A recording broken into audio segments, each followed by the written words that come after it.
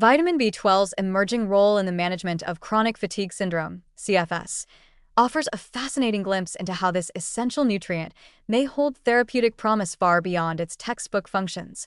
CFS, also known as myalgic encephalomyelitis, ME/CFS, is a complex, debilitating condition marked by profound fatigue, unrefreshing sleep, cognitive dysfunction, and exercise intolerance. Its cause remains elusive, and treatment options are frustratingly limited. Yet, in a subset of patients, high-dose B12 therapy, often in combination with folate and other mitochondrial cofactors, has led to striking improvements in energy, mental clarity, and resilience. These clinical anecdotes are not isolated. They reflect a deeper biological plausibility that connects B12 to mitochondrial health, nervous system integrity, and cellular energy production. CFS is fundamentally an energy crisis, and B12 is deeply enmeshed in the body's energy economy.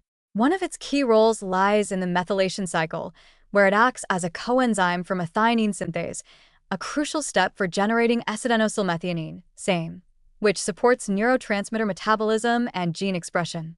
But more importantly, in the context of CFS, B12 influences mitochondrial function.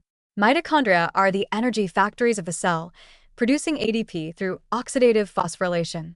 Without adequate B12, energy production becomes inefficient, oxidative stress accumulates, and cellular performance falters, especially in high-demand tissues like the brain and muscles, which are severely affected in CFS. There is also evidence that B12 supports the detoxification of reactive oxygen species, stabilizes the nervous system, and protects against nitric oxide imbalance, all of which have been implicated in the pathology of CFS. Some researchers have proposed that excess nitric oxide and peroxynitrite, highly reactive molecules formed during chronic immune activation, play a central role in the mitochondrial dysfunction seen in these patients. Hydroxycobalamin, a specific form of B12, has the capacity to scavenge nitric oxide and may thereby reduce this biochemical stress.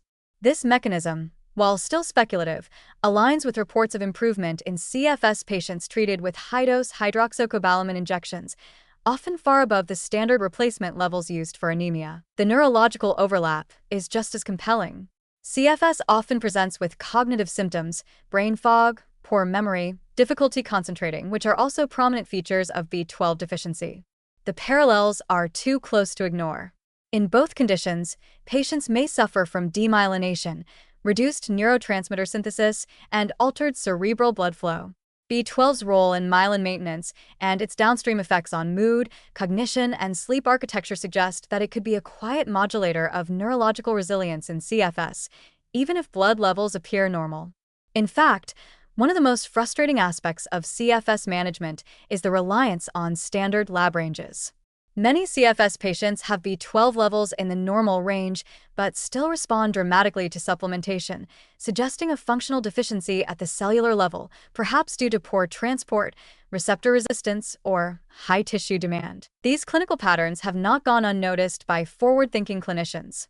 In select ME/CFS practices, high-dose methylcobalamin or hydroxycobalamin, delivered by injection several times per week, is used not merely to correct deficiency, but as a metabolic therapy aimed at rebooting energy pathways.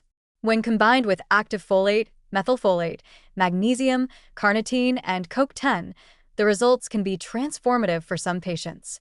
While this approach is far from standardized and lacks large-scale trials, its logic is consistent with emerging understandings of mitochondrial medicine, that energy restoration may require supraphysiological doses of micronutrients in certain metabolic states. Yet B12's potential in CFS remains largely underdiscussed in mainstream treatment guidelines, likely because of the condition's contested history, its complex symptom profile, and the subtlety of subclinical B12 dysfunction.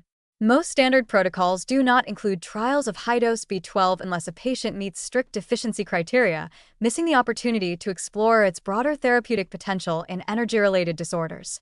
And because CFS is multifactorial, sometimes post-viral, sometimes autoimmune, often layered with endocrine or gut dysfunction, it is easy to overlook how one coenzyme might still make a meaningful difference. But perhaps this is precisely where B12 stands out, not as a cure-all, but as a subtle metabolic amplifier. By enhancing methylation, repairing mitochondria, quenching oxidative stress, and supporting neural repair, B12 may help tip the energetic balance back toward function in a body struggling with chronic dysregulation.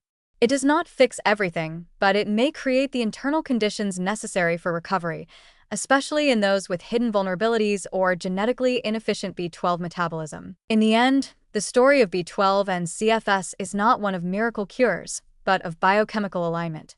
It invites a more nuanced understanding of normal lab values and a more proactive attitude toward nutrient optimization in chronic illness. When viewed through this lens, B12 is no longer just the red blood cell vitamin. It becomes a quiet architect of resilience, capable of restoring vitality in conditions where energy itself is the most precious and elusive currency.